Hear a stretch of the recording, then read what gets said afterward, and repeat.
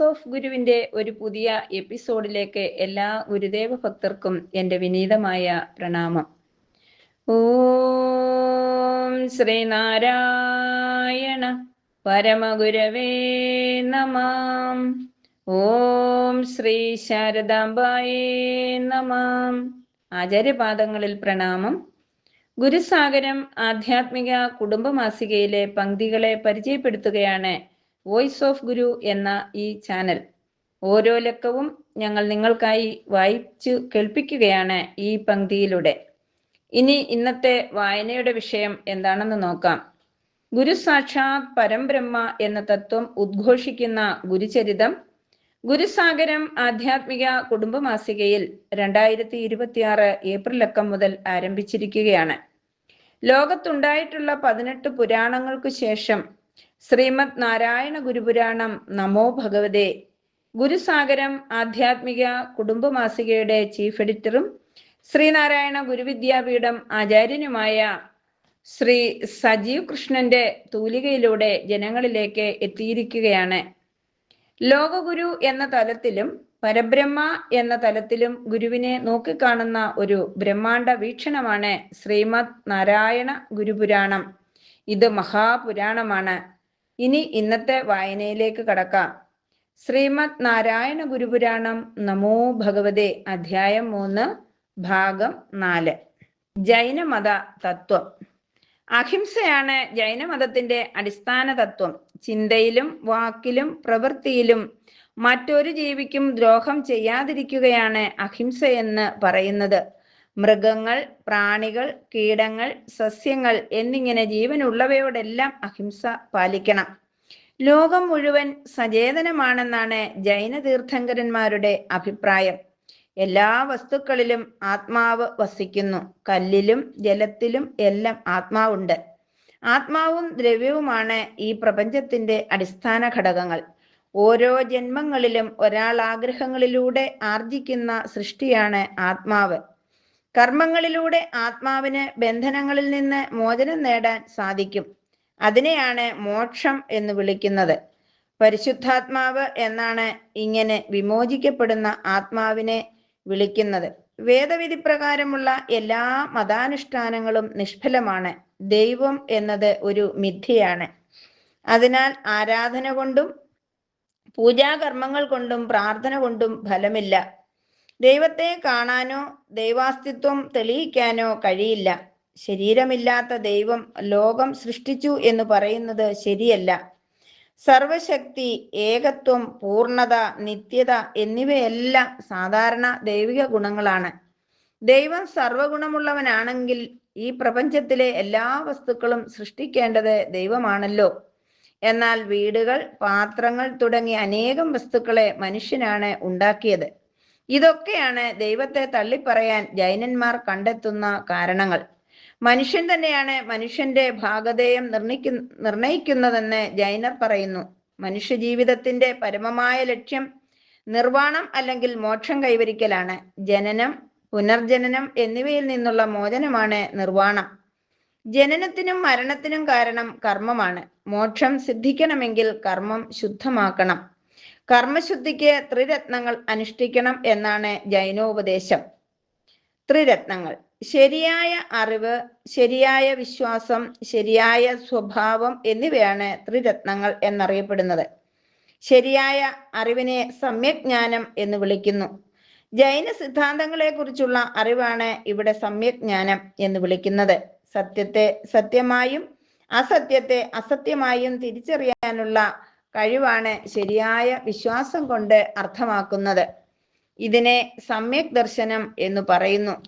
തെറ്റായ പ്രവൃത്തികളിൽ നിന്ന് പിന്തിരിഞ്ഞു നിൽക്കുക, ശരിയായ പ്രവൃത്തികളിൽ ഏർപ്പെടുക എന്നിവയാണ് ശരിയായ സ്വഭാവം എന്നതുകൊണ്ട് ഉദ്ദേശിക്കുന്നത്. സദാചാരം എന്ന് പറയുന്നു ഇതിനെ. പരിശുദ്ധമായ ജീവിതം, ധർമ്മനിഷ്ഠ, ത്യാഗം എന്നിവ പാലിച്ചാൽ മോക്ഷം സിദ്ധിക്കും. കർമ്മവൃത്തത്തിൽ നിന്ന് മോചനം നേടാൻ തീവ്രമായ സന്യാസ ജീവിതവും കഠിനമായ തപശ്ചര്യയും ആവശ്യമാണ്.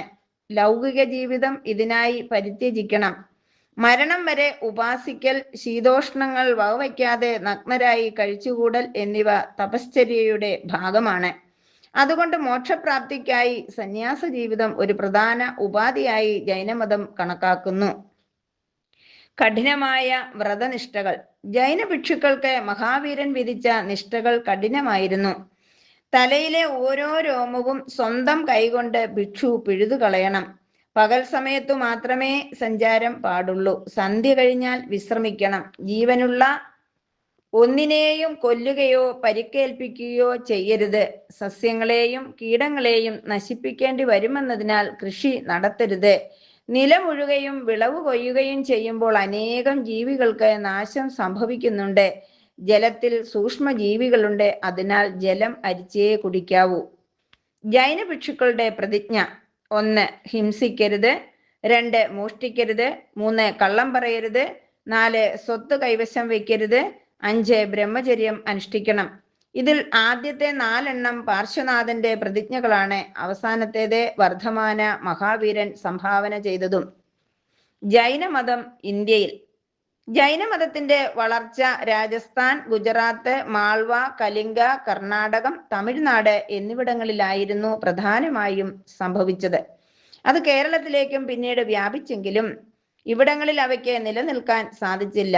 എങ്കിലും അവ പടർന്നു പന്തലിച്ച ഇടങ്ങളിൽ ജനങ്ങൾക്കിടയിൽ വലിയ സ്വാധീനം ചെലുത്തിയിരുന്നു.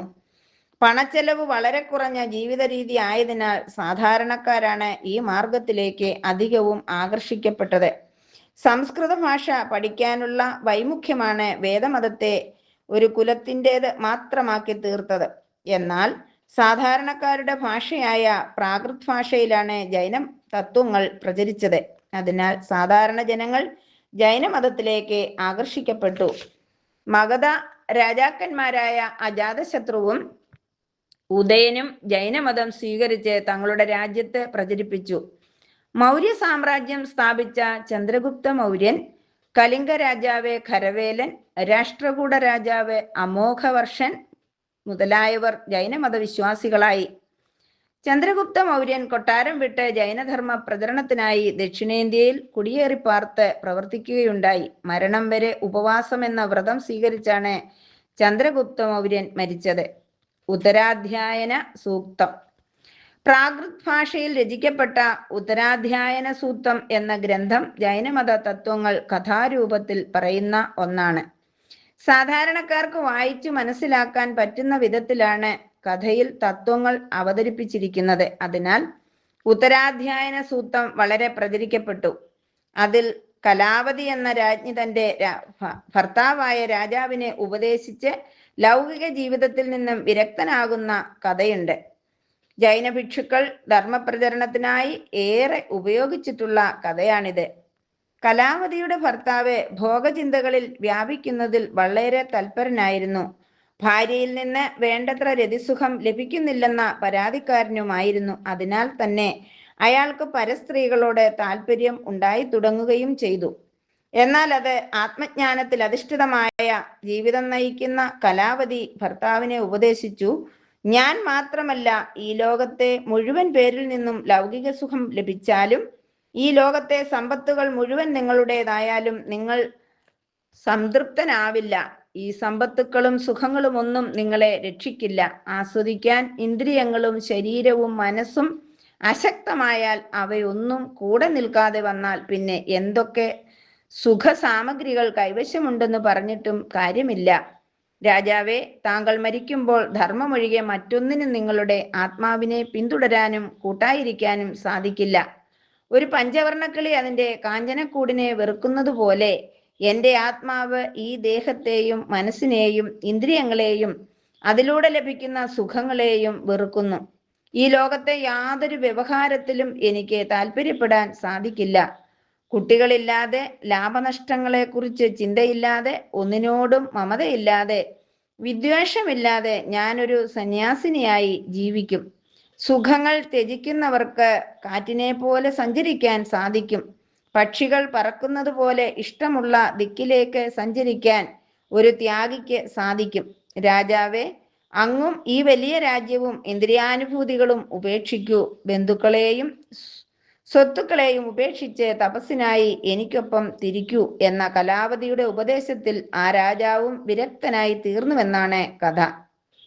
ജൈനമത ഭാഷയും സാഹിത്യവും. മതം, രാഷ്ട്രതന്ത്രം, വ്യാകരണം തുടങ്ങിയ മേഖലകളിൽ വലിയ സംഭാവനകൾ നൽകിയ ഗ്രന്ഥങ്ങൾ ജൈനമതത്തിൻ്റെതായുണ്ട്. പ്രാകൃത്, അർദ്ധമാഗധി, അപഭ്രംശ, സംസ്കൃതം, തമിഴ്, കന്നഡ, തെലുങ്ക് ഭാഷകളിൽ പണ്ഡിതരായ ജൈന ഭിക്ഷുക്കൾ നിരവധി ഗ്രന്ഥങ്ങൾ രചിച്ചിട്ടുണ്ട്. ഇവയെ കയ്യെഴുത്തു പ്രതികളാക്കി ഗ്രന്ഥശാലകളിൽ സൂക്ഷിക്കുകയാണ് അവർ ചെയ്തിരുന്നത്. ആഗമസിദ്ധാന്ത എന്ന പേരിലാണ് ജൈനരുടെ വിശിഷ്ട ഗ്രന്ഥം അറിയപ്പെടുന്നത്. മഹാവീരൻ പ്രചരിപ്പിച്ച മൂലസിദ്ധാന്തങ്ങൾ പൂർവങ്ങൾ എന്നു പേരുള്ള 14 ഗ്രന്ഥങ്ങളായി സമാഹരിച്ചിട്ടുണ്ട്. പ്രാകൃത് ഭാഷയിൽ രചിക്കപ്പെട്ട പൂർവങ്ങളെ അംഗം എന്ന് വിളിക്കുന്ന 12 ഭാഗങ്ങളായി ക്രമീകരിച്ചിരിക്കുന്നു. മതം, തത്വശാസ്ത്രം, വ്യാകരണം, ഗണിതം എന്നീ വിഷയങ്ങളെ അധികരിച്ചിട്ടുള്ളവയാണ് അധികം. ജൈനമത സാഹിത്യവും. തമിഴിലെ ജീവക ചിന്താമണി ഒരു ജൈനകൃതിയാണ്. ഹേമചന്ദ്ര, ഹരിഭദ്ര, സിദ്ധസേന എന്നിവരാണ് പ്രമുഖ ജൈന സാഹിത്യകാരന്മാർ. വാസ്തുകലയിലെ ജൈനമതം. വാസ്തുവിദ്യയ്ക്കും ചുമർ ചിത്ര ശില്പകലയ്ക്കും ജൈനർ നൽകിയത് അമൂല്യങ്ങളായ സംഭാവനകളാണ്. നിരവധി സ്തൂപങ്ങൾ, ഗുഹാക്ഷേത്രങ്ങൾ, പ്രതിമകൾ എന്നിവ അവർ നിർമ്മിച്ചു. രാജസ്ഥാനിലെ 5 മലയിലെ ജൈനക്ഷേത്രങ്ങൾ വാസ്തുശില്പകലയ്ക്ക് മകുടോദാഹരണങ്ങളാണ്. കമാരപാല എന്ന രാജാവാണ് മൗണ്ട് അബു ക്ഷേത്രം നിർമ്മിച്ചത്. പാറ തുരന്ന് നിർമ്മിച്ച ഗുഹാക്ഷേത്രങ്ങളും ഏറെയുണ്ട്. ഒറീസയിലെ ഉദയഗിരി, ഹദിംഗുഫ ഗുഹകൾ, ജുനഗഡ്, ഓസ്മാനാബാദ് എന്നിവിടങ്ങളിലും ഇതുപോലെയുള്ള നിർമ്മിതികൾ കാണാം. മധുര, ഗ്വാളിയോർ, ചിറ്റോർ, ആസു എന്നിവിടങ്ങളിൽ തൂണുകളിൽ നിരവധി ശില്പങ്ങൾ നിർമ്മിച്ചിരിക്കുന്നതും കാണാം. ജൈനർ സന്യാസിമാരുടെ ബഹുമാനാർത്ഥമാണ് സ്തൂപങ്ങൾ നിർമ്മിച്ചത് എന്നാണ് സ്ത്രീ സമത്വത്തിന് അവർ നൽകിയ പ്രാധാന്യമായി കാണാം. ഒറീസയിലെ ഉദയഗിരി, മഹാരാഷ്ട്രയിലെ എല്ലോറ, രാജസ്ഥാനിലെ ദിൽവാര, മധ്യപ്രദേശിലെ ഖജുരാവോ എന്നീ ഗുഹാക്ഷേത്രങ്ങൾ ജൈനരുടേതാണ്. കർണാടകത്തിലെ ശ്രാവണ ബെൽഗോളയിലും കാരക്കലിലുമുള്ള ഭീമാകാരമായ ഗോമതേശ്വര പ്രതിമകൾ അവരുടെ ശില്പകലാ വൈഭവം വിളിച്ചോതുന്നു. ജൈനമതത്തെക്കുറിച്ച് ശുഗബാലികയിൽ നിന്ന് ഇത്രയും വിശദമായി കേട്ടപ്പോൾ ആത്മസാധകന് ഒരു സംശയമുണ്ടായി.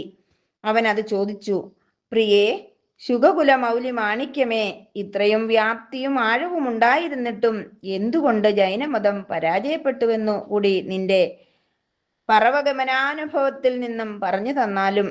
5-ാം ദിനത്തിലെ രാവ് അവസാനിക്കാറായിരുന്നു. ശുഗബാലിക കിഴക്ക് അരുണോദയത്തിലേക്ക് പ്രത്യാശയോടെ നോക്കിയിട്ട് ആത്മസാധകനോട് ഇങ്ങനെ പറഞ്ഞു: സാധക, അവിദ്യയെ വിദ്യ കൊണ്ട് നീക്കം ചെയ്യാം. അവിദ്യ നീക്കം ചെയ്യപ്പെട്ടാൽ പിന്നെ വിദ്യയുടെയും ആവശ്യമില്ല, അതും ഉപേക്ഷിക്കണം എന്നാണ് ഋഷിമതം. അതുതന്നെയാണ് പ്രപഞ്ച ജീവിത ധർമ്മവും. വേദമതത്തിൽ കടന്നുകൂടിയ അവിദ്യയെ നീക്കം ചെയ്യാനാണ് വേദമതത്തിൽ നിന്ന് തന്നെ ഋഷഭേശ്വരനെയും തുടർന്നുള്ള തീർത്ഥങ്കരന്മാരെയും ദൈവം ഭൂമിയിൽ അയച്ചത്.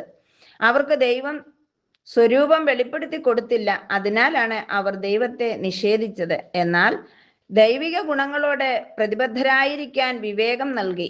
എന്തുകൊണ്ടെന്നാൽ ജൈനതത്വം സനാതന ധർമ്മത്തെ ശുദ്ധീകരിക്കാൻ മാത്രം ഉപയോഗിക്കപ്പെട്ട ഒന്നാണ്.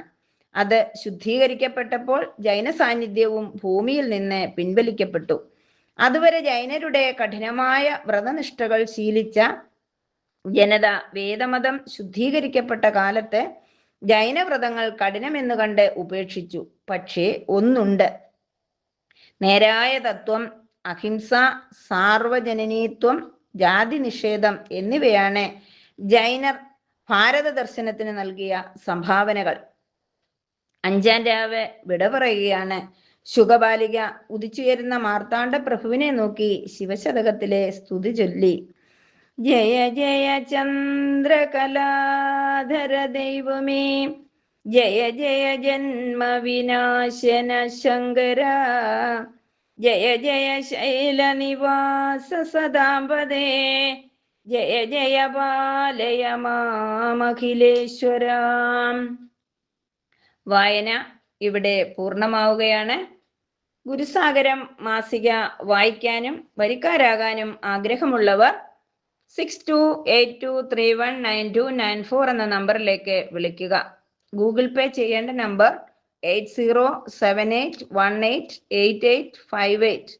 600 രൂപ അടച്ചാൽ മാസിക 1 വർഷത്തേക്ക് തപാലിൽ ലഭിക്കുന്നതാണ്. 60 രൂപ അടച്ചാൽ സിംഗിൾ കോപ്പി ലഭിക്കും. കൂടാതെ മാസിക ഇപ്പോൾ ഓൺലൈനായിട്ടും വായിക്കാവുന്നതാണ്. 1 വർഷത്തേക്ക് 400 രൂപ അടച്ചാൽ 12 മാസം വായിക്കാവുന്നതാണ്. മാസികയുടെ ഓഡിയോ എഡിഷനും ഇപ്പോൾ ലഭ്യമാണ്. www.guruSagaram.com എന്ന വെബ്സൈറ്റിൽ മാസിക വായന ആസ്വദിക്കാവുന്നതാണ്. നിങ്ങൾക്ക് ഈ ചാനൽ ഇഷ്ടപ്പെടുന്നു എന്നറിയുന്നതിൽ സന്തോഷം. തുടർന്നും നിങ്ങളുടെ വിലയേറിയ അഭിപ്രായങ്ങളും നിർദ്ദേശങ്ങളും ഞങ്ങളെ അറിയിക്കുക. ഇതുവരെ ഈ ചാനൽ സബ്സ്ക്രൈബ് ചെയ്തിട്ടില്ല എങ്കിൽ സബ്സ്ക്രൈബ് ചെയ്യുക. ഇതോടെ ഇന്നത്തെ എപ്പിസോഡ് ഇവിടെ പൂർണ്ണമാകുന്നു. നമസ്തേ.